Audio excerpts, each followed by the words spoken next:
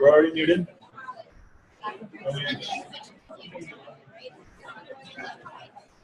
What's that? Yes. I connected it. It's the USB audio codec. We're styling right now.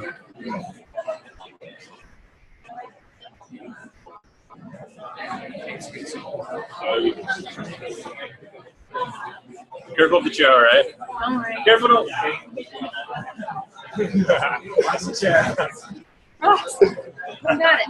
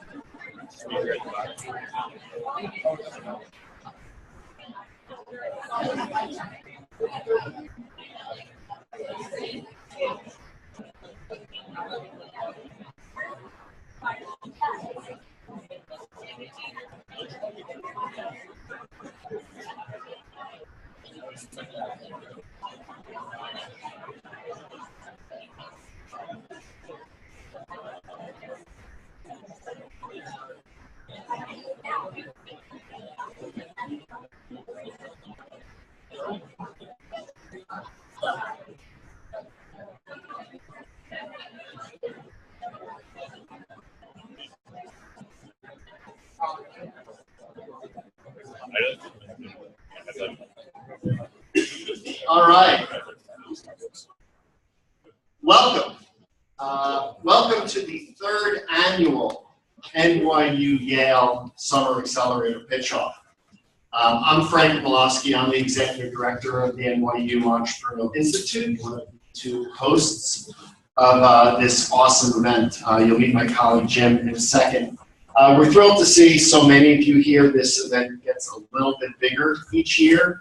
I don't want to put words in Yale's mouth, but for us, this is really one of the highlights of the year. This is really one of the funnest things that we do, and that's not to be corny, but that's what this is all about. This is a great opportunity for us to put our programs on a pedestal and have a little fun, share a little beer, and have a little harmless competition.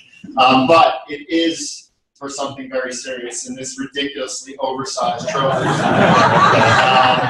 And there's Yale won the first year for Rally Bus, and then last year NYU rightly took it back with our team Ephemeral.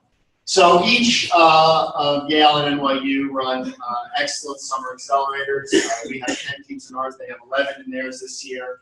And we put them through an immersive program really to help accelerate their startup. We provide them with funding, with mentorship and coaching, access to a lot of great resources, connections, and so on, and push them hard to really take their startup to the next level. And so each of our respective cohorts nominated 3 teams from their own cohort to come and represent their university here today, and you'll get to meet those teams in a moment. Speaking of teams, it takes a lot of effort to get this event off the ground, so I want to give a lot of thanks to the entire Entrepreneurial Institute team at NYU, as well as at Yale, but in particular, let's give a big round of applause for Risa Cohn.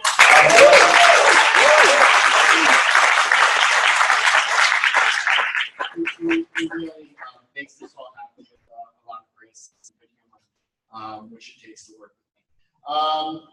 I also want to give a lot of thanks, and there are many of them in the room, so I want to give a shout out, not by name, as the group, to all of the coaches and mentors who work with our teams over the summer. Can I just ask all the teams in the NYU Summer Launchpad Coach and Mentor pool to please stand up and give them a little love and recognition. They volunteer their time to work with me. Come on, I know they're already shining models, but I can see a bunch of them in the audience. I also want to give a big shout out to the sponsors of the NYU Summer Launchpad program. We receive a lot of generous financial support, but also support in time from our sponsors, McCarter & English, top startup law firm here in the New York metropolitan area. Eisner Amper, providing accounting and tax advice to our teams. Google Cloud Platform provides very generous credits for all of our teams to use, as well as technical support, and then Silicon Valley Bank gives them a place to put all their riches. I also want to give, actually introduce and thank our judges who you're going to get to meet in a moment for volunteering their time to work with us. So each of the 6 teams, I think we're going to alternate an NYU team and then a Yale team are going to come up. They're each going to have 3 minutes, I'm sorry, a 5-minute presentation, and then 3 minutes of interrogation by a distinguished panel of judges. So I'd like to actually introduce our panel of judges. So starting on my right, your left, is Jared Euster, who is the CEO of Pico Quantitative Trading. Thank you, Jared. Next is Brittany Gorvick, a partner at Labs Ventures.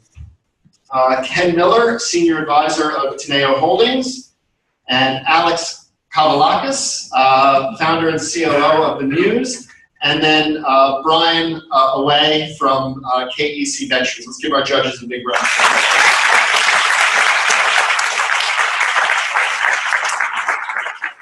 So after all of the teams present, we're going to squirrel away our judges to convene and argue and debate the merits of the different teams' presentations. And while they're doing that, Reese is going to come up on stage, and there's going to be an audience vote. So we'll give you an opportunity.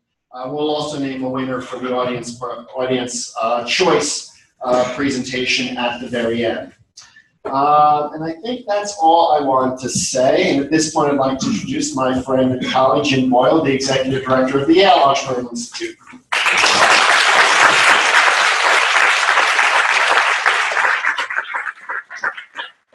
It's great to be here for the 3rd year, and what I'm affectionately calling the rubber match between NYU and Yale, since we've each won one of these competitions each of the last 2 years. Last year I talked to you about the founding of Yale and NYU, and this year I'd rather talk about something a little bit more recent. This year we took a trip up to another Ivy League school. I think they call themselves Harvard, and we were sitting around in a large group of all the innovation centers a few months ago, talking about our programs. Who has space, who has what staff they have, what programs they run, undergraduate, graduate, who invests, who doesn't invest. And I was actually sort of struck because despite the differences in Yale and NYU culturally that have come all the way through time since their founding hundreds of years ago, I actually think that the programs that we have, Yale's and NYU's, probably bear more similarity to one another than any of the other innovation centers around the country. Granted, I think NYU has a different culture, and Yale has more of a sort of pure liberal arts tradition. It doesn't see itself as being as applied, perhaps, to NYU. But I think our programs actually bear a lot of resemblance to one another, and I'm really happy about that, because I think one of the things that we're always looking for is the idea that we're trying to support innovation and entrepreneurship from students at any age, from any school, with any background, who are trying to create something that's going to add value. And I think this year in particular has been a big step forward for us, and I won't belabor this point for too long, but I do want to share something that I think NYU already appreciates, and I just want to add this to sort of the thinking that everyone has here in the room. For several years now, we've been struggling with this idea of what constitutes a good venture, a good plan, a good team. And we've added something to the conversation at Yale that I think is really important, and really hasn't fully formed yet. We're only starting to see early signs of it. It's this whole idea of social impact. And I'm not gonna drone on. I'm not gonna lecture you on what that means. But I think when you introduce the framework of social impact, you activate other people in your ecosystems that you previously didn't. So we're not only trying to do things that can scale, be successful and self-sustaining and all the rest of it. We're trying to do things that are literally going to improve the world. And that sounds lofty, but I think for schools like NYU and Yale, where we come from rich traditions, especially on the health sciences side of doing things that can impact man, I think the more we can do that across all domains, the more we're doing for entrepreneurship and innovation, and engaging people to come in and think about projects that can actually withstand the test of time and actually solve problems in the world, and not just print money. We like printing money, we want to print lots of it. We also want to be able to be proud of what we're creating and do things that are going to improve a lot of man. So that's something that I just want to leave all of you with, because I think the next 4 or 5 years, I think, are a big, big test case for Yale in terms of how we begin to frame that. And with that, I'm going to be quiet. Well, one more thing. I'd like all the YI Summer Fellowship participants to stand up here so we all know who you are. Everyone from YI, please stand. So we're hidden amongst you. Thank you very much. You can all sit down. We spent the day here. This is our annual pilgrimage to the city. We spent the day with the Google product managers. They have to do 2-minute pitches and announce what they're working on there for Google. Google has to rate them. We're not going to tell you what happened to Google. That would be prejudicing everyone in the room. And then we make our way over here for the evening of fun with all of you. I want to thank all of my colleagues at YI, all of my fellow staff members who have put together, I think, a fabulous program this year and in the past years. I think we've really started to scale and do some interesting things, all in an effort to keep up with the NYU Entrepreneurial Institute. So with that, I'm going to turn the floor over to the first team, and it's from NYU, and it's Oculus. Thank you.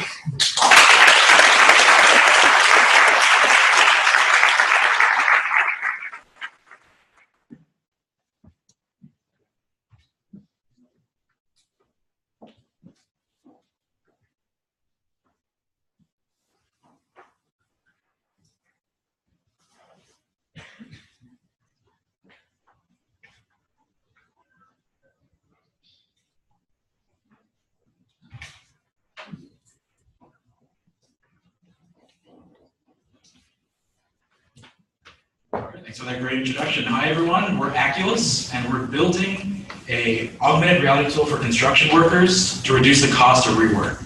Or as we like to say it, we're making building information visible. And so last summer, I had the opportunity to work on a construction site. And my biggest takeaway was that buildings are expensive because drawings are inadequate. How expensive? Well, let's take a look at one of our target project sizes. It might surprise you to find that 98% of the cost is on the site itself. And the industry knows that baked into that cost is all types of inefficiency. The biggest one is the cost of rework, or rebuilding something that we've already built. Last year, the United States spent $57 billion rebuilding. That's enough money to house the population of Boston. Here at Oculus, we believe in a digital future of construction. And that looks like renovators who want to see behind walls can do so with their phone. We're able to get more buildings out of our same investment so that we can meet the housing need. We're starting with a small but easily obtainable target market called modular construction, also known as off-site construction. You can think of it like a giant building made of Legos, and each Lego is built in a factory setting. So we're doing this for 2 reasons. One, we're utilizing the controlled and centralized factory setting to rapidly iterate our technology. And 2, for them, using schematics is especially inadequate. More specifically on the factory floor, they'll look at a drawing like this first one I showed you guys, and they have to identify every single piece of information and improve every module before it leaves the factory. But what we're seeing is that they miss information. For example, if a pipe is just 1 inch to the left, when one giant Lego piece stacks on top of the other, the pipes are misaligned. So now the guy who has to go in there and make that connection, he was contracted to do that for as a 10-minute job. It's now a 90-minute job. And if he's contracted to do 1,000 of these, you can see how it becomes a very expensive issue very quickly. So at Actis, what we want to do is take the really accurate engineering and architectural designs and project them directly onto the work site, so that quality control managers and eventually the workers will be able to see exactly what they're building and where they're building it within an eighth of an inch. Now I want to show you guys the amazing technology that my co-founders built. Excuse the transition here.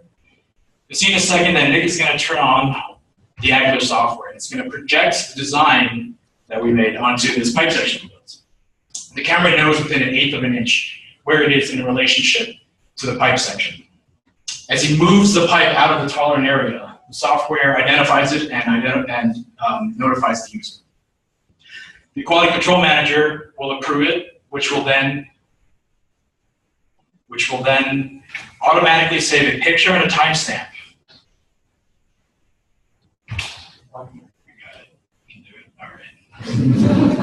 A timestamp into a database.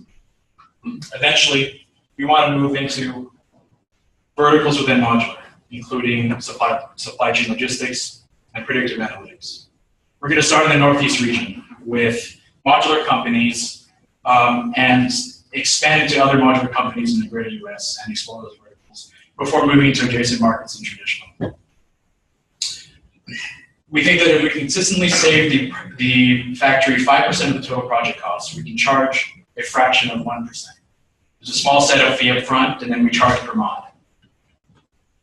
Our competitors see the same digital features we do, but they're starting in a different place. We think starting with rework is the best way to align ourselves with our customers. And the other companies that are competing in the space are focusing in traditional. It's really hard to develop cutting-edge technology in traditional. We started in February, and since we've been finalists in several pitch competitions in the area, 8 weeks in, we showed our proof of concept to the largest modular factory in the New York area, and they loved it. We're going to start a pilot program with them later this year. I love our team. We have the perfect combination of complementary academic profiles and skill sets. We are the best of friends, and we work together on projects like portable coffee machines and the SpaceX hacking competition. Buildings are expensive because drawings are inadequate. So inadequate that I'm willing to bet no one in the audience was able to identify that this is the floor plan of the room we're all sitting in right now. We're Acculus, making building information visible. Thank you.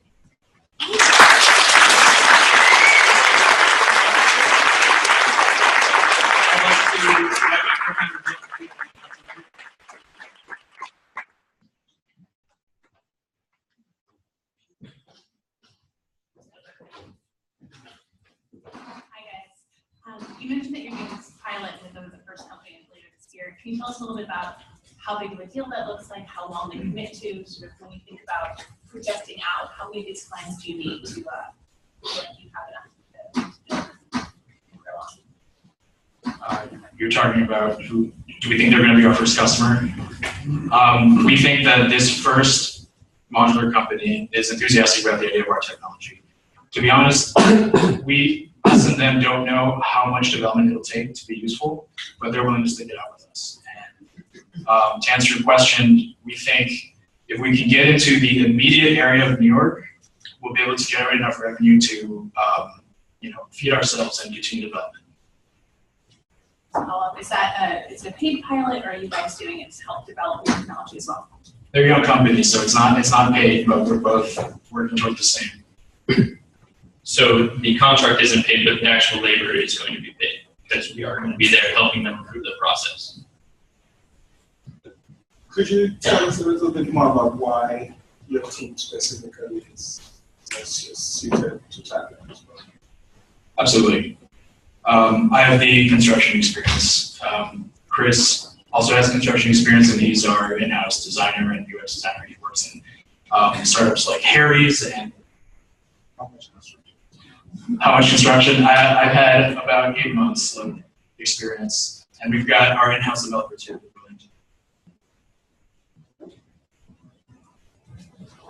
Talk a little about the technology. Is it purely software? Is it hardware?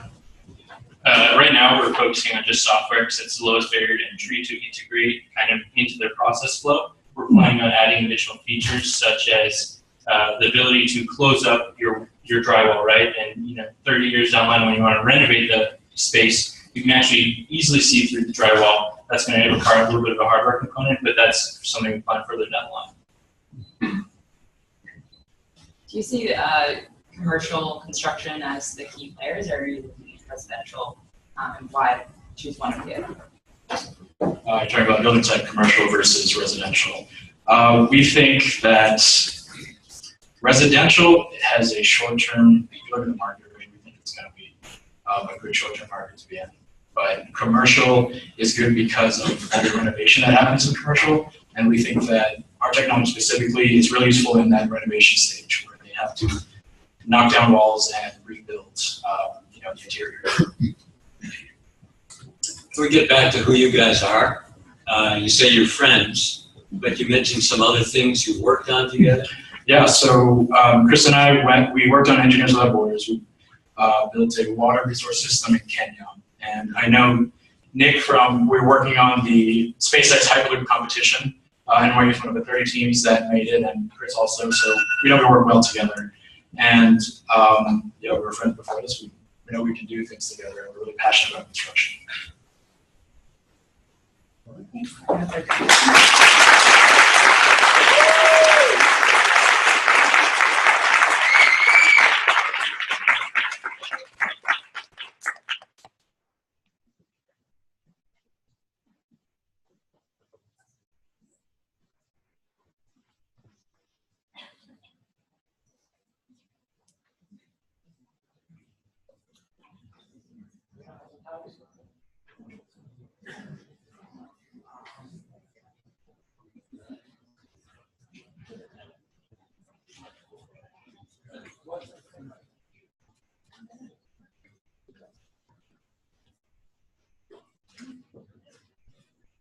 Good evening.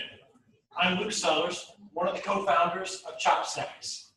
We're a premium alternative to the current market offering of that tough, dry, unchewable beef jerky we all know. Now here at Chops, we know your commute's tough, getting your daily exercise is tough, and even life is tough. But your jerky no longer has to be, because we created Chops to help you chew easy.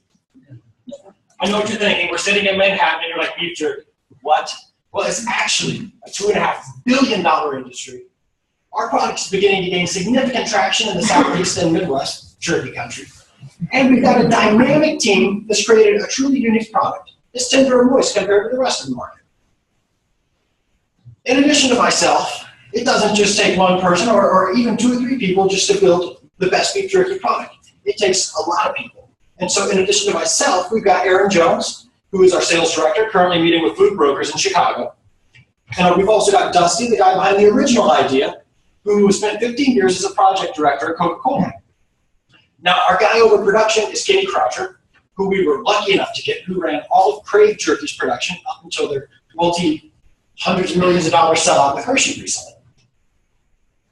Now, this allows us to go into this budding market. In the last 6 years, the market's grown by $1 billion. That's about a 66% growth. Now we're seeing companies like Hershey acquire Crave Jerky for $300 million or so, roughly 10 times their best year sales. What we're beginning to see is a huge lurch in the meat snack industry, and we've seen a small decline in the candy industry. We believe at Chops this is due to consumer health behaviors. They're leaning more towards healthier snacks. They're still eating the same, but they're eating less candy. So there's a void there. We want to capture that void of snacking occasions at Chopped Snacks. And compared to the competition, we pretty much smoke them, okay? We use brisket of beef, okay? USDA, choice and select brisket of beef. The other guys, they use ungraded beef from the rear end of the cow. I don't know about you, I wouldn't want to eat that. We also are able to slice our jerky thinner, which means we don't have to cook it as long, which gives us a higher yield because we retain moisture and keep it tender for you guys. We know you guys like tender beef jerky, or you will after this. Okay, so that gives us a much higher yield, which allows us to use better product and keep costs competitive. Now, we are proud about our products. We have nothing to hide. Look at that list. That's it. That's all you see in our products and all you eat. You find that in the Whole Foods aisle.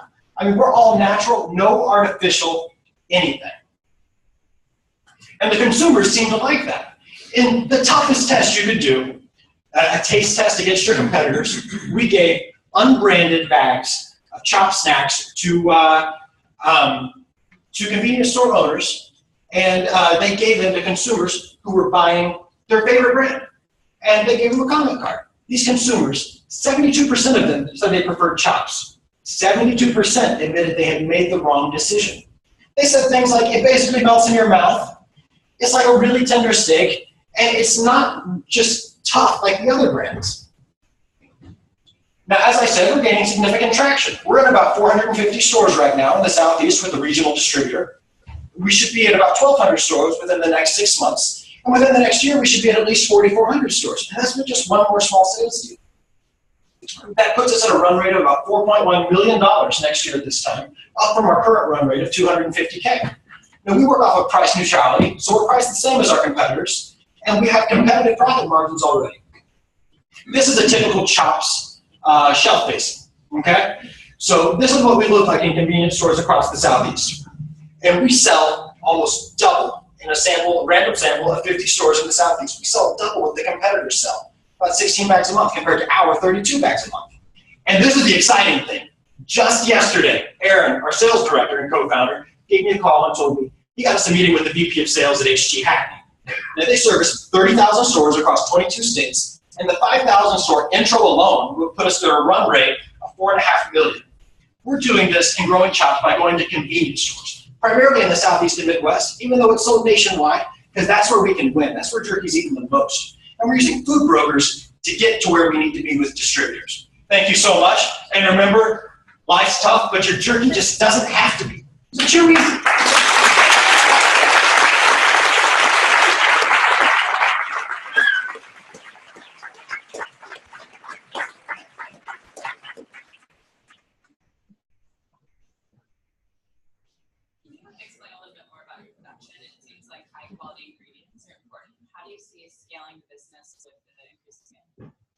So scaling the business is a great concern, and we've actually been lucky enough to work out a partnership with our co-packer, and we use one of the largest beef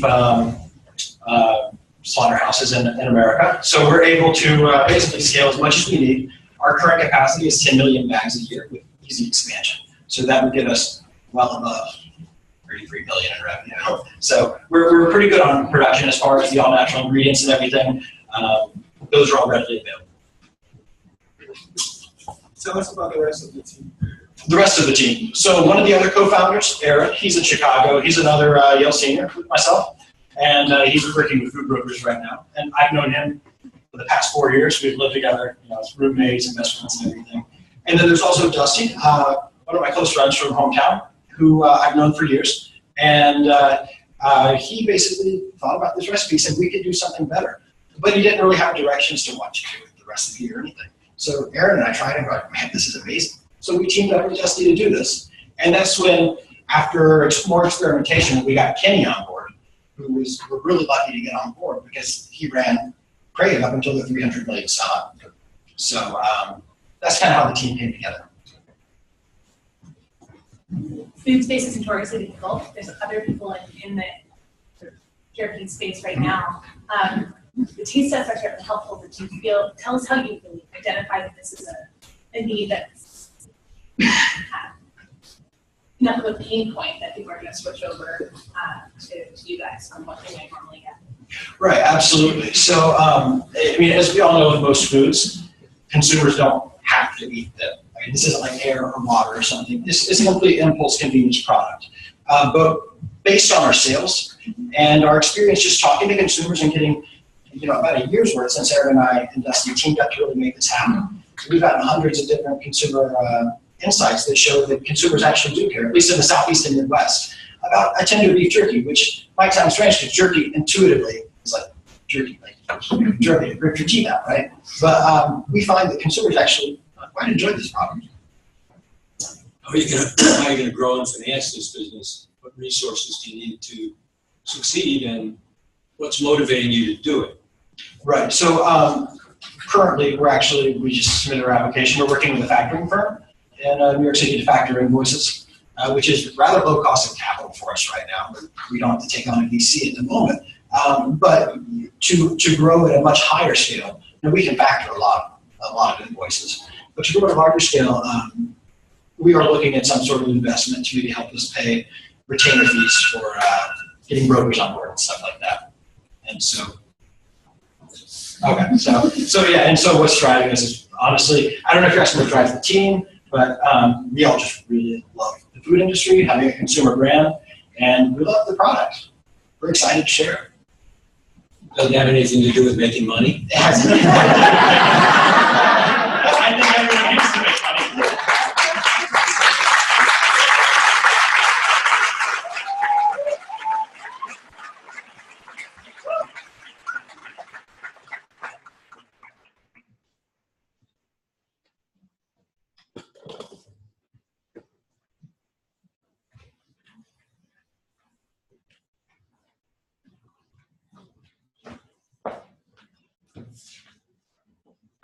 Hi, I'm excited to introduce you today to GeoPipe.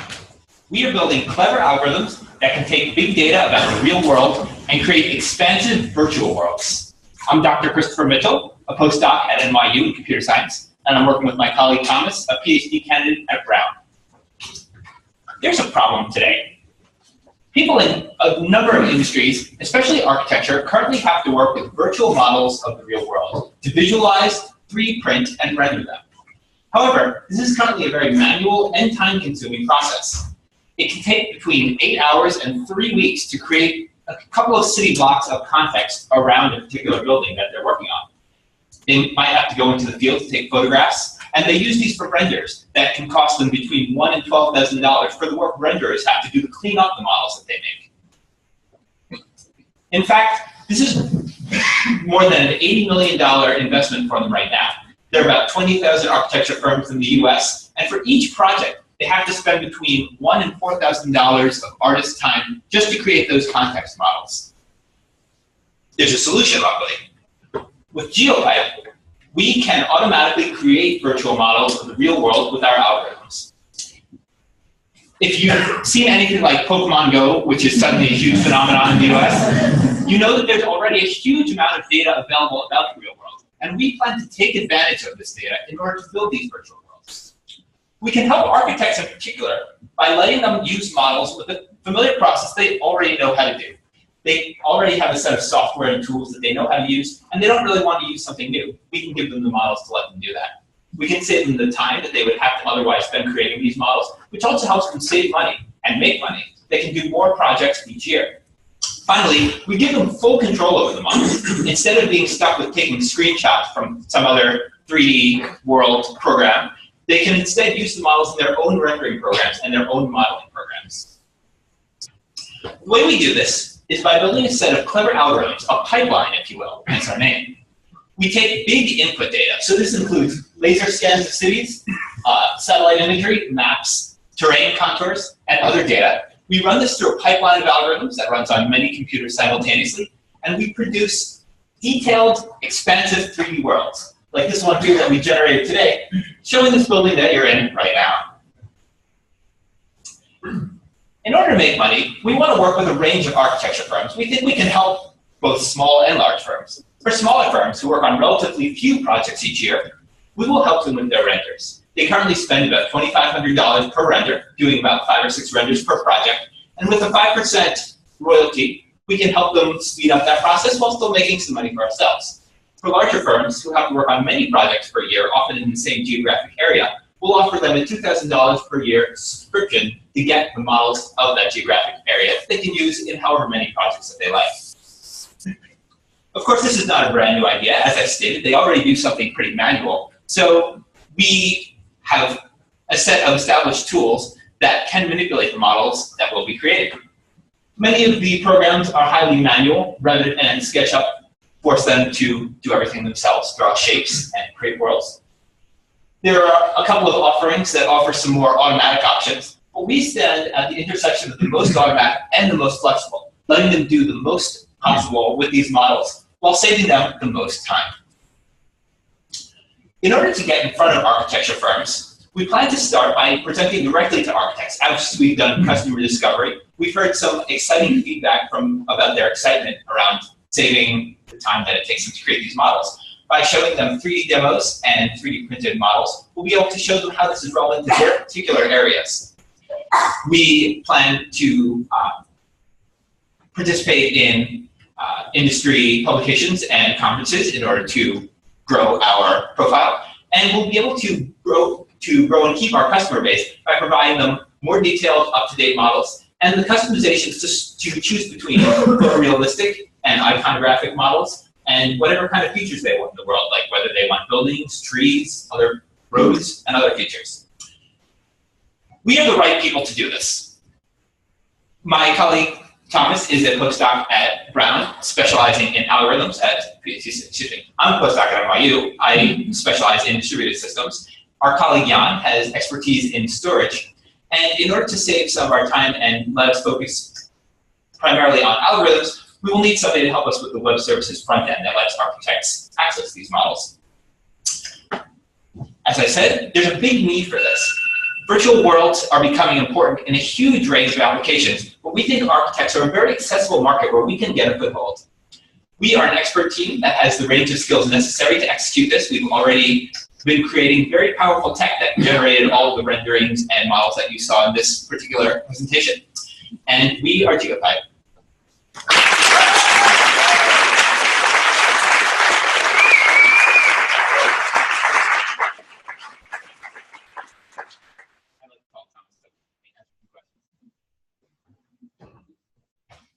Sorry, you talked about some of the how you think about monetizing it. You're looking at a $2,000 a year annual subscription, 500 clients get $2 million a year. How big is the market? Have you guys sold anything yet?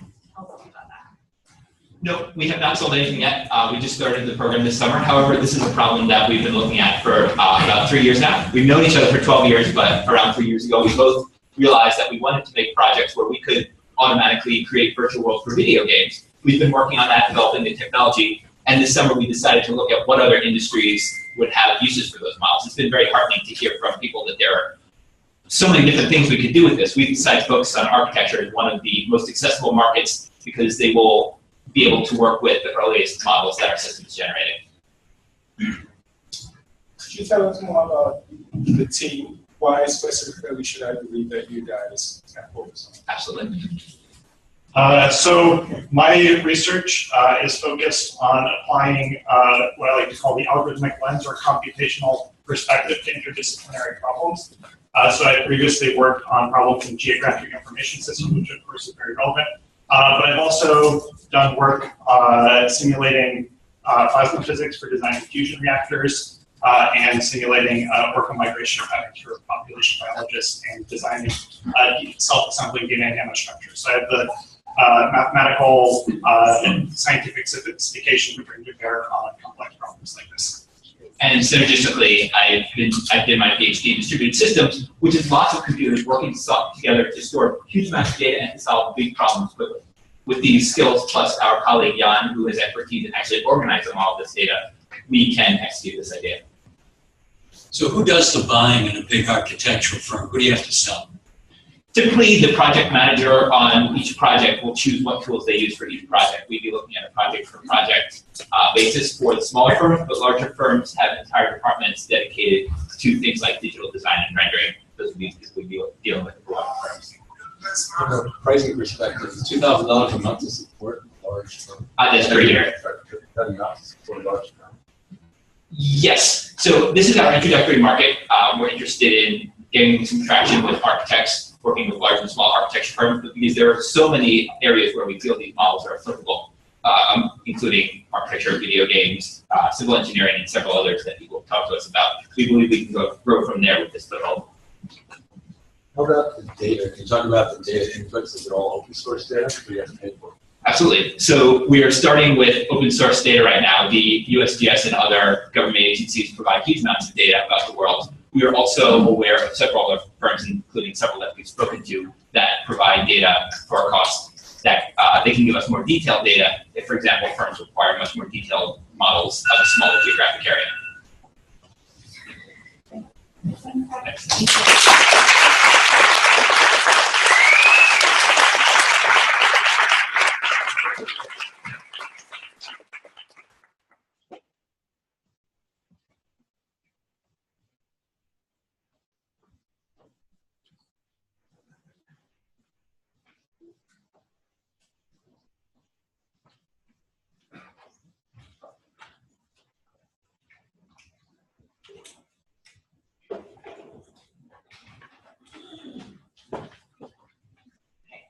Hi, my name is Katie Kahn, and I'm the co-founder and CEO of Breathe, a low-cost breathing aid for infants in the developing world.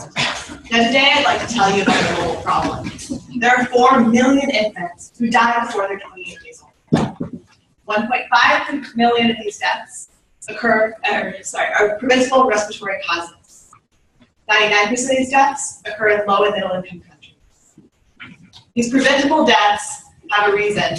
And for the last 2 years, I've spent time working with the Federal Ministry of Health, physicians, nurses, and engineers in Ethiopia to understand why this is a problem and how we can solve it and save these lives. We've discovered that this is what they're using to treat infants. What you're seeing in front of you is a water bottle that you can buy at any Ethiopian corner store. You can buy it for less than $1.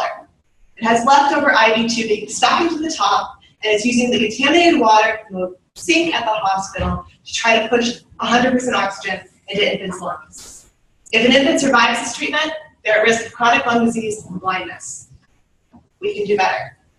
Breathe provides life-saving breathing support to premature and newborn infants across the world. We do it designed for these hospitals, so it's appropriate for each and every one of those clinical cases, and we do it for only $1,000. Now, why is this important? This is important because we do have competitors on this market. However, at a $5,000 price tag, the standard of care that relies heavily on the westernized medical infrastructure that's available doesn't work in these settings. If it gets there, you can't plug it in, and if you get it there, you're compromising some care in somewhere else. So your alternative is the water bottle or us. We are able to deliver the same outputs, the same clinical efficacy to these patients for only $1,000. Or 20% of the cost without consumables. You're not asking these hospitals to continue paying out funds that they can't afford, but you provide quality, safe respiratory care to all of the infants who need them. We've put together a wonderful team over the last 2 years. As I mentioned, I'm Katie, I'm the CEO and co-founder. I'm working full-time with Eric, who's a mechanical engineer, Maddie with a background in technical writing and global health, and supported by a team who's working remotely from Boston Consulting Group, more public health advocacy, the International Rescue Committee, and more mechanical engineering expertise. We have an incredible advisory team from across Yale's faculty, staff, and business partners, with faculty in biomedical engineering and mechanical engineering departments who guide our design to make sure it's safe. We have global health expertise at the Global Health Leadership Institute on campus to provide relationships to low-income hospitals and make sure that we design appropriately for them. We have business expertise in startups, as well as a mentor who's raised over $360 million in venture capital funding in the health sciences at Pfizer and Cure. We have wonderful partners throughout Ethiopia, including at the Federal Ministry of Health, where they're actively waiting for our device to be ready for their use. In addition, we're working at McKellar University and Ida Referral Hospital to set up our first clinical testing. They're ready and anxious for our device to get there so they can start testing it and start making an impact. So why Ethiopia? Relatively, it's a pretty small market size, $29 million. However, as a beachhead, it's optimal. Ethiopia, as one of the world's least developed nations, is positioning itself as a leader in neonatal healthcare. They want to prove that with very little money, we can make a huge impact, trying to beat the United Nations Sustainable Development Goals to reduce neonatal mortality by 2030 to below 12 deaths per 1,000 live births. In regions of Ethiopia where it's as high as 66, this is incredibly ambitious. That makes them an eager partner for us. However, looking beyond the Ethiopian market, as we pursue CE marking in the regulatory space internationally, We're looking at 10 countries that have wonderful trade relations with the US, have that same international pressure to reduce their neonatal mortality, and have the resources and the willingness to partner with us. Beyond that, the low and middle income respiratory market, if we reach saturation at just 5% of the hospital beds, becomes quite large. And finally, as we look at the applicability of our device in transport settings, in rural hospitals, even the larger developed world becomes open to us. So we'd like to tell you about our product and invite you to join us on this journey to prevent all of the children who die every year of preventable respiratory causes. We have the technology. Now we're just looking to move forward and to make an impact in these lives. Thank you.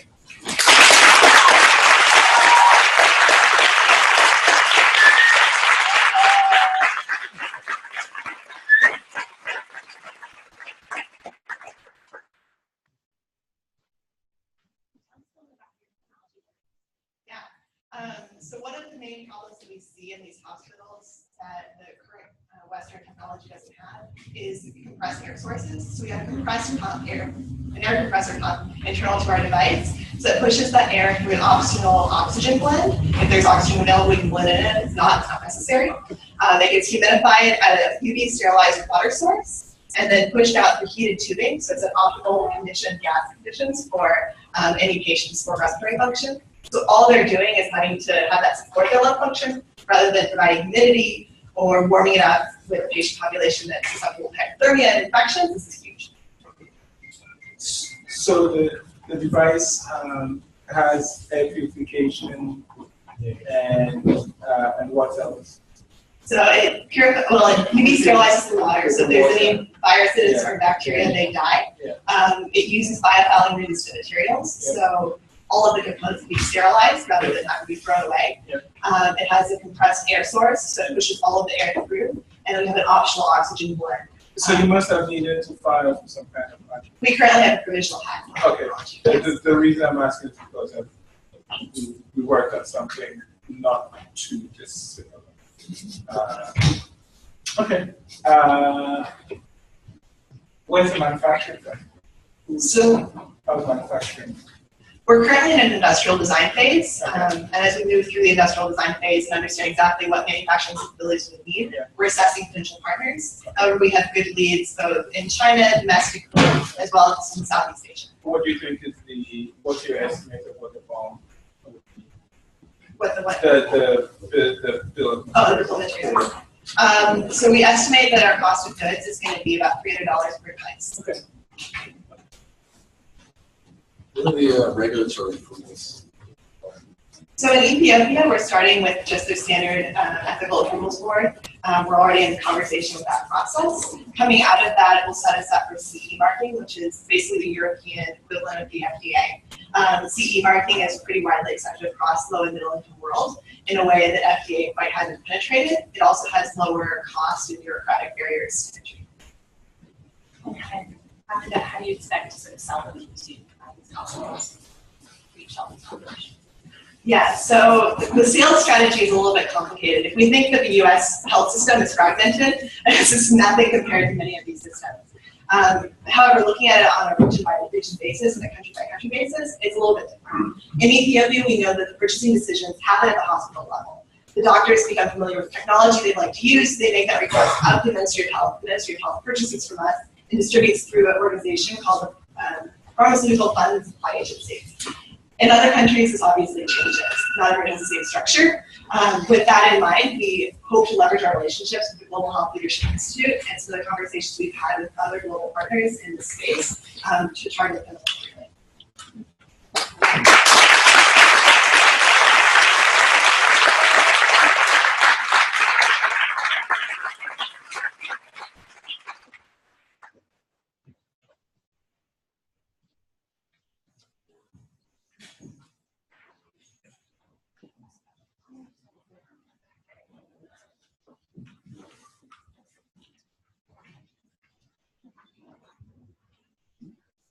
Hi, I'm Jackie and I'm the CEO of Theater Galleria.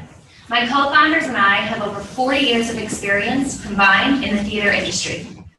Theater Galleria is the first online marketplace made for the theater community, where you can get all of your props and costumes for a show in one place.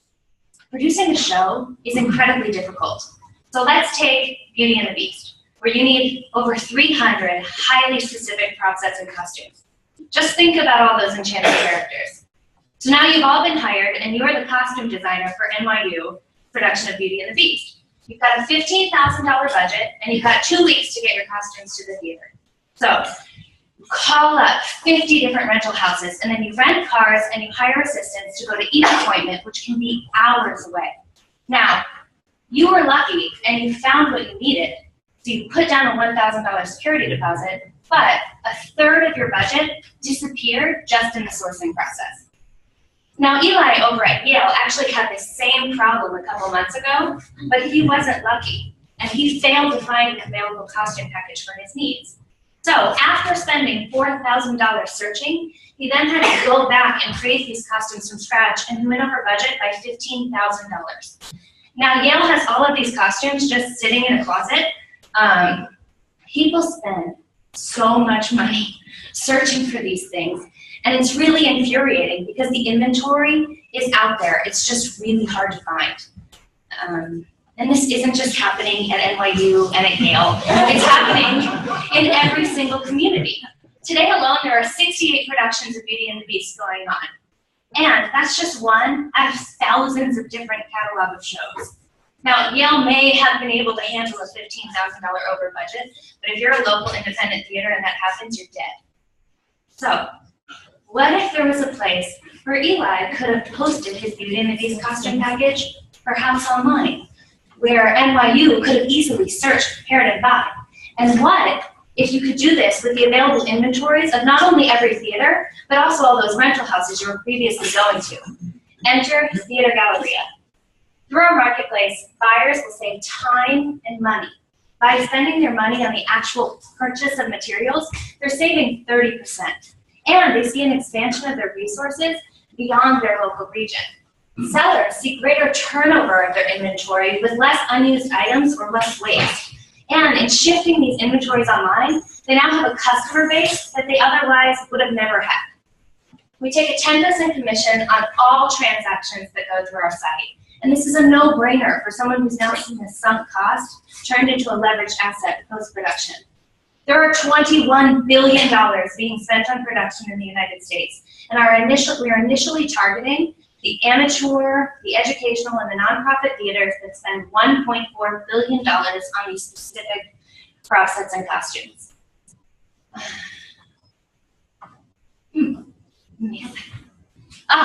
What we've done. Okay, so we launched an MVP. And with a $300 Google AdWords test, we saw 9,000 page views and $70,000 worth of inventory posted right away. Then we launched the concierge service to learn more about how designers could be better matched with what inventory, and we saw $3,000 in revenue. And what we really learned that what was driving people to the site was this idea of your entire package all in one place. So that has completely shifted and changed our strategy going forward. We'll be launching our beta website, and we'll be pilot testing 30 packages from 3 different sellers. We're going to grow that number over the next year to 25 vendors, where we're going to list their entire inventories, and this leads us to $1.5 million in revenue by month 18. So there has been an incredible effort to promote tools in the theater that increase efficiency, and this has really led us to gather a lot of waiting lists and a lot of vendor waiting lists, but truly it drives our customer acquisition strategy because people are very willing to share. We acquire buyers through direct sales and trade shows. We acquire sellers through direct sales and trade shows, and we acquire our buyers mostly through these organic channels, but also with a little bit of paid Google search. We are the right team to take this product to market. We are theater experts. Rena, our CMO, worked with the USO as well as Universal Studios Japan and was a brand consultant. Our COO was actually our professor at NYU Steinhardt, and she ran all of the productions logistically and operationally there. She's worked with the National High School Music Theater Awards, and I can tell you more about myself in questions, so thank you so much.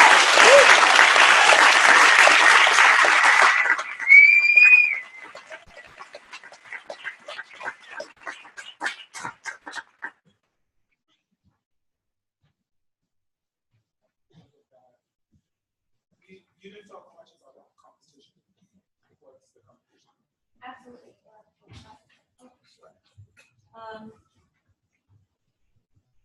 In terms of our competitors, the way that people are sourcing things right now, it's brick and mortar businesses, so the rental houses that we were talking about, but also Craigslist. Their MTI, the licensing company, has a community marketplace on their website, but none of these entities have the ability for you to pay online, to do delivery, insurance, and ratings. So in terms of like streamlining the process for sourcing materials, we are truly the only solution out there.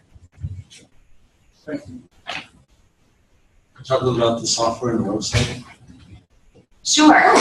So we're currently in development. We just brought our tech in-house after a failed tech shop relationship, which I hear happens. But fortunately, we're bringing this product to market in 2016. And so this technology is there, it's available. It just hasn't reached the theater industry yet. Can you tell us about your background? Sure. I actually, after my performing career, I bought a restaurant in Manhattan. And then from there, I consulted for a lot of companies, specifically a lot of restaurants, on how to bring technologies and create new revenue streams past your initial kind of offering. So to me, this is a really natural hop back into the brick and mortar businesses of theater, which is where my heart is completely at. How many shows do you think you need to have for buyers a year to build a standard business? With like the 25 vendors a year, really it's all about the packages. So you're talking about with 500 packages a year, we're sustainable and profitable, and then that's only from 25 vendors. So Brenna can talk to you a little bit more about how many theaters and productions there are. In terms of our initial market, there are 33,000 within the education, amateur, and nonprofit segment, and then there are about 170 productions done in that year, and then 8,000 is spent in production. 170,000. 170,000 per year. 1,000. Big.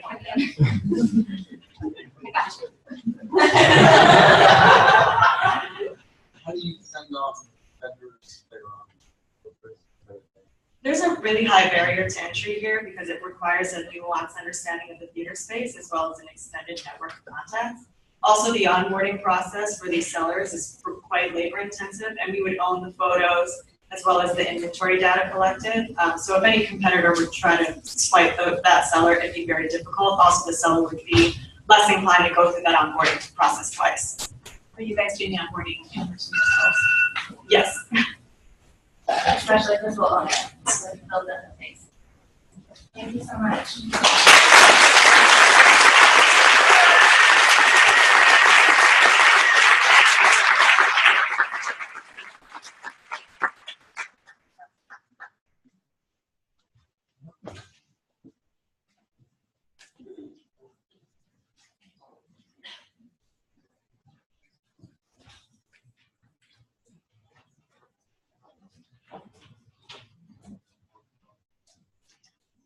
Hey, hello everyone. It's an absolute pleasure to be here. My name is Samit Kadakia, and I'm the co-founder of Renewal Mill, a new food waste reprocessing company. Now, food waste is a major issue in the United States. While the majority of food that's produced ends up exactly where you'd expect it, on your plate and in your mouth, a whopping 40% gets wasted. And this wasted food isn't just a problem of efficiency. It's one that leads to grave and serious environmental consequences. Food that's thrown in the trash is first grown, harvested, processed, shipped, and then finally purchased. And at each step in this process, resources are used, including energy, water, and land. Finally, when this wasted food is thrown away, it produces methane gas, a potent greenhouse gas that leads to further warming. To put this into context, if food waste was a country, it would be the third largest emitter of greenhouse gases behind the US and China. Oh, this seems to be the wrong presentation, but so within food waste, we're specifically looking at, within the agricultural supply chain, we're specifically looking at processing waste. Processing waste is a $38 billion market, and within processing waste, we are focused on fibrous food waste because fiber is easier to process compared to fats and oils.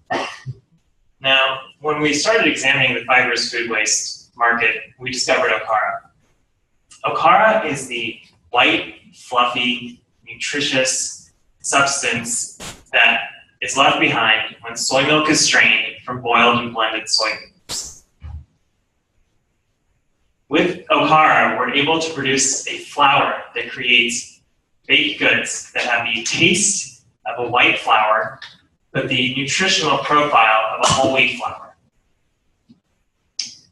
Renewal Mill's Okara flour, when compared to white flour, has a higher amount, not only a higher amount of dietary fiber, but also greater amounts of protein, as well as minerals such as calcium and iron. And in addition, there are key health benefits that have been shown with Okara consumption, including heart health, weight loss, and exercise recovery. And this is important because consumers, while they demand healthier flours, including whole grains, fibers, and more natural foods, they're not willing to give up on taste, and they still prefer the taste, texture, and visual appearance of white flour products. And Okara flour is unique in this regard.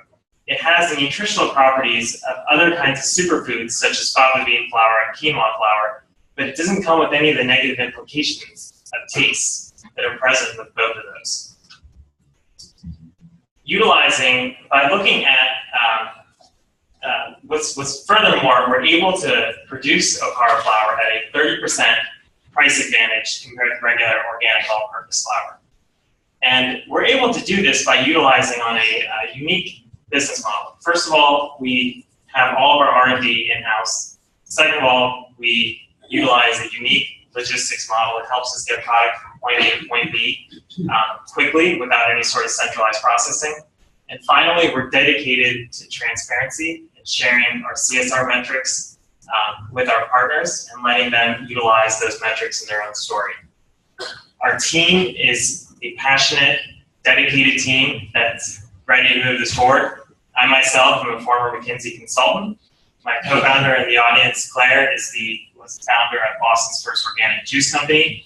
Min is the founder of Hodo Soy, artisanal tofu producer in Oakland that supplies Chipotle.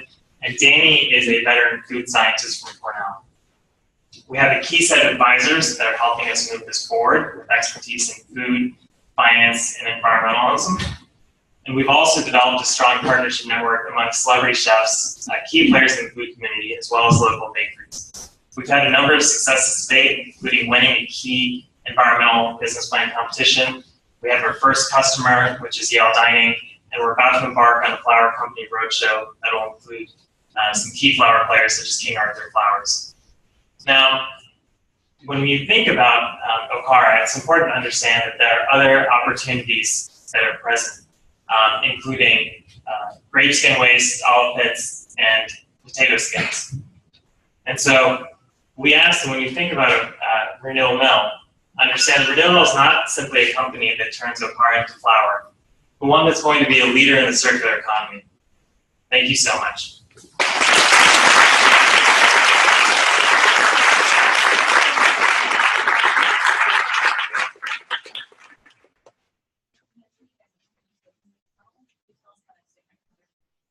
Sure.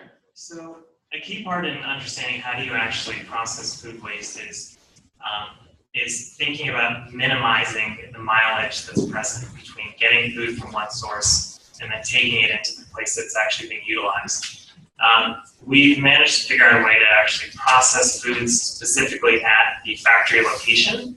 And so thereby we don't actually have to send everything into a centralized processing plant. We can work with partners to process on site and send directly to factories that are going to be utilizing this downstream. Is anyone else doing that you know? There are a couple of other small startups that are looking at this space. There's one in Mexico, there's one in Italy, but for the most part, we're the only ones that are looking at fibrous waste market in particular. How do you view your customers? Are you looking to sell to like more B2B players or direct to consumer, or how do you Yeah. Increase sales as well? No, that's a great question. Right now, we're looking at both markets.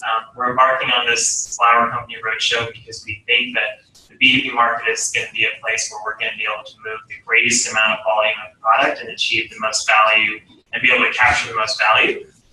But we've also started creating products and selling them, such as the buns that we're making for Yale Dining, to be able to understand exactly how much, what that margin looks like as well, and if that's could also be a profitable avenue for us to go down. Where do you get your raw materials?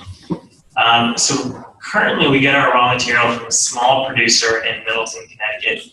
But one of the reasons that we chose Okara to start with is because there are only 3 large soy milk and tofu producers in the United States. And so we're going to be working with a key producer in the Northeast. And one of our partners as well is a large producer of Okara. And what's the process of changing this discarded soy product into Okara?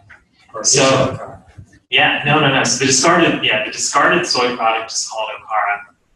And what we do is we take it, we dry it, we mill it, and then we, through a proprietary process and through testing, we create a baking flour out of that dried and milled Okara.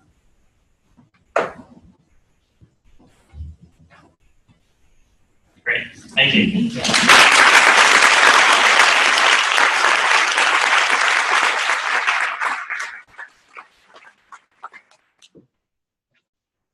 Hi everyone. So while the judges are going to take a few minutes to deliberate, we wanted to give you guys an opportunity to get involved and vote on your favorite pitch. So we're going to put up a voting slide. You can go to this link on your computer or on your smartphone, and you can vote for your favorite pitch. When we announce the winner from the judges, we'll also announce the winner that you guys picked as well.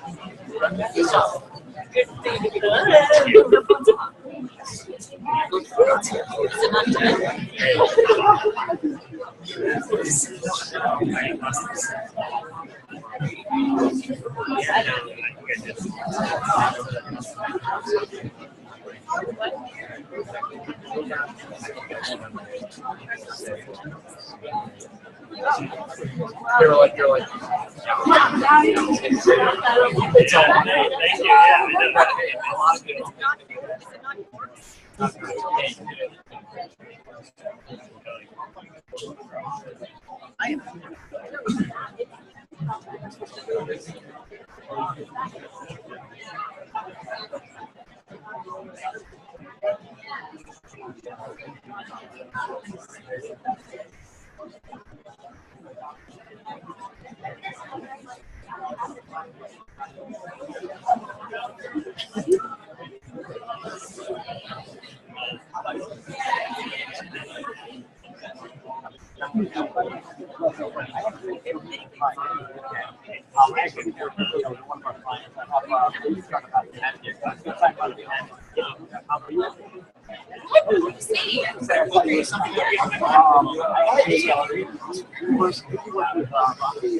Yeah, So yeah,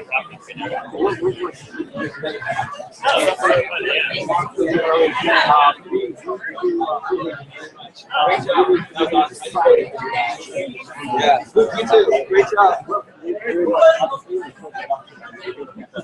Yeah, that's really cool. Thank you so much.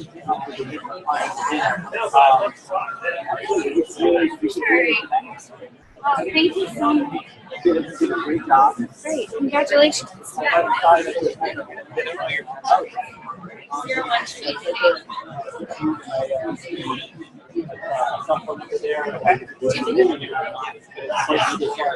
So are we.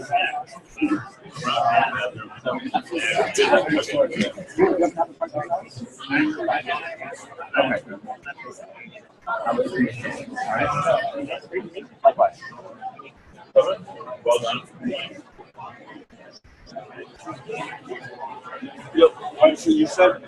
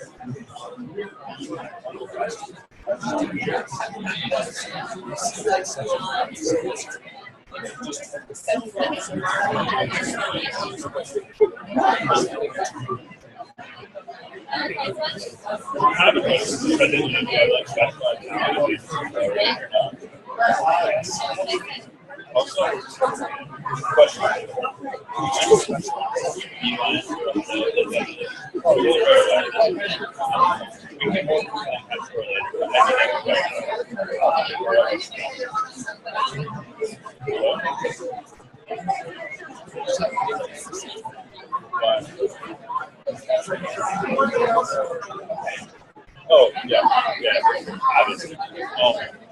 Like I said,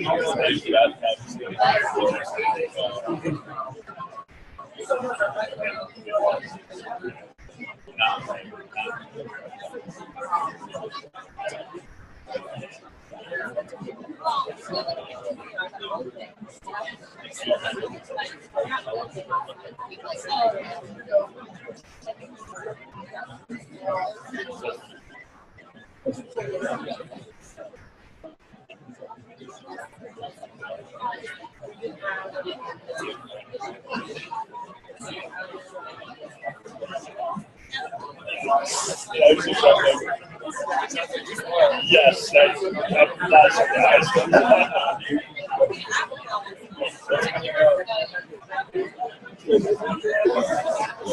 I said, I can't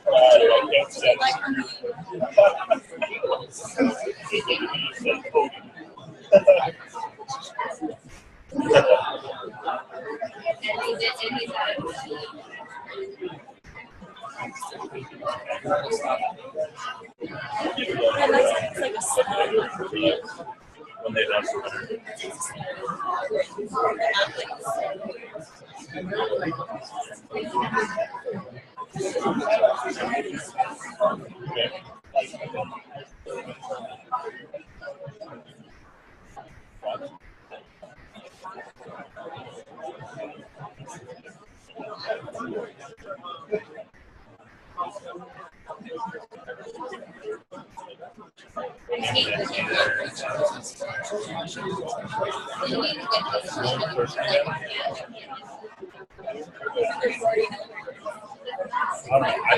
I think they're first, okay.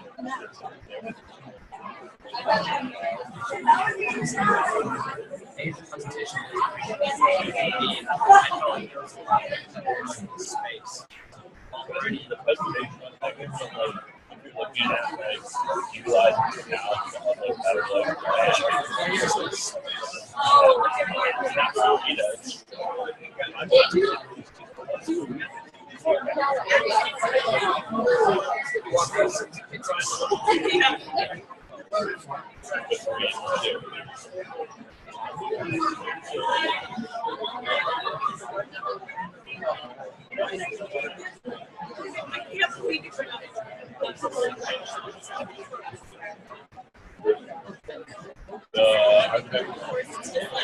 It's like basically almost It's the first one.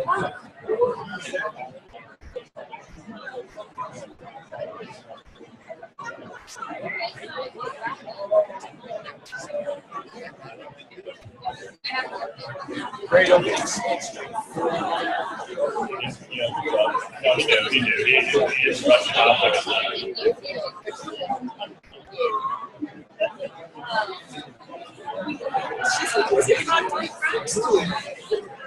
Are you serious?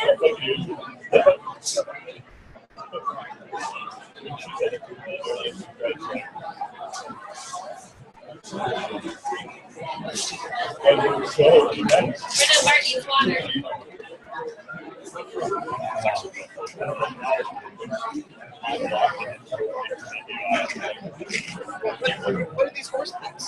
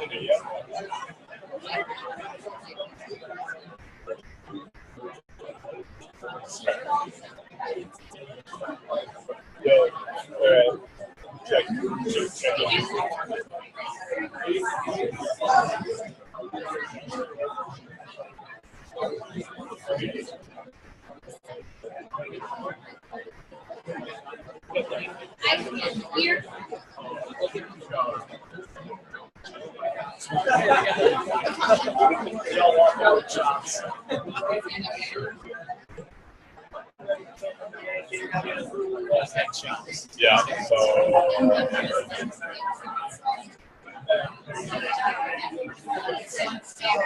Hey everyone, thanks so much for joining us tonight. It was definitely a tough deliberation, hashed out quite a bit. There's a lot of folks today pitching ideas that really can make a big difference and different technologies.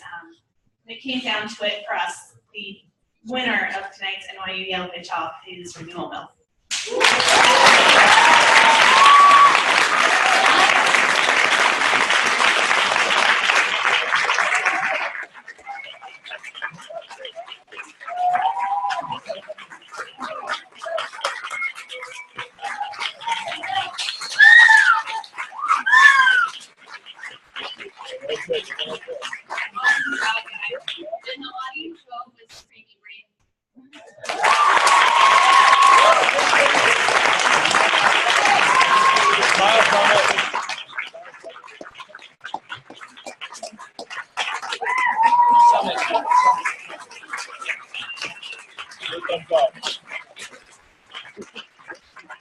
Thank you everyone for coming. Please go and enjoy some more drinks and food.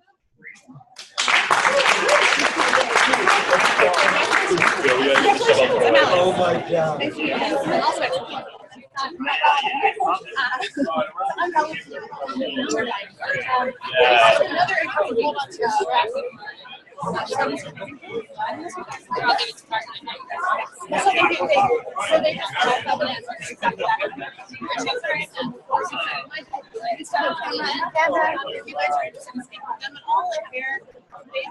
This is the first time that it's going to really be great. Yeah,